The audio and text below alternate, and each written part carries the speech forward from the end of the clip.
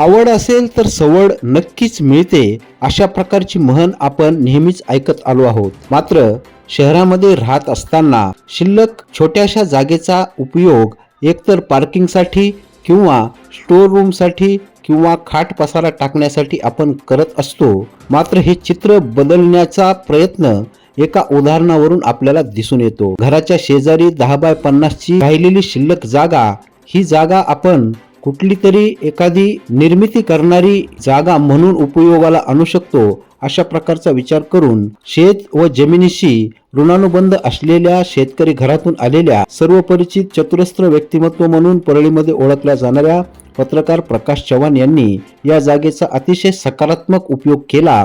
त्या ठिकाणी त्यांनी आपल्या स्वारस्यातून एक चांगला मळा फुलवला. या जागेचा उपयोग करत कुठलाही रासायनिक खत न वापरता सेंद्रिय भाजीपाला त्यांनी उत्पादित केला आणि तोच भाजीपाला स्वतःच्या घरी वापरण्यात येतो. तसेच इतरांनाही गल्लीमध्ये पाहुण्यारावण्यांना ते भाजीपाला देत असतात. अशा पद्धतीने हा नादखुळा आणि फुलविला मळा असेच आहे. आपल्याला आवड असेल तर नक्कीच सवड मिळते आणि त्यातून काहीतरी सकारात्मक निर्मिती करता येऊ शकते, याचे उदाहरण त्यांनी घालून दिले. याबाबत त्यांनी काय माहिती दिली? घराच्या पाठीमागं 10 बाय 50 जागा सुटलेली आहे. या जागेचा यावर्षी सदुपयोग करण्याचा प्रयत्न केला. शेतकरी कुटुंबातलाच असल्यामुळं आता जरी जमीन नसली आहे, त्या जागेत जमिनीसारखं काम करून काही भाजीपाला लावला आहे आणि हा भाजीपाला खूप सुंदर आला आहे. कुठलंही सेंद्रिय खत नाही ना रासायनिक नाही. अजून गाईचं काही शेण टाकलेलं आहे फक्त.